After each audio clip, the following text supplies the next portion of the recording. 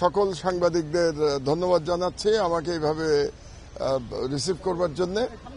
আর আপনারা যে প্রশ্নটা করলেন, আমরা জানি যে সর্বত্রই ফ্যাসিবাদের প্রেতাত্মা আছে এবং মিডিয়াতেও ফ্যাসিবাদের প্রেতাত্মা আছে।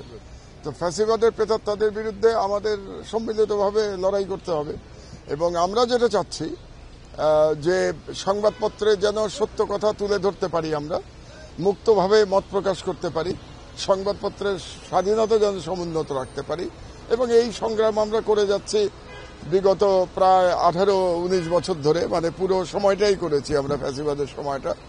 আমরা আশা করব যে এই সরকার আমাদেরকে সহযোগিতা করবে, বর্তমান সরকার, এটা আমাদের প্রত্যাশা।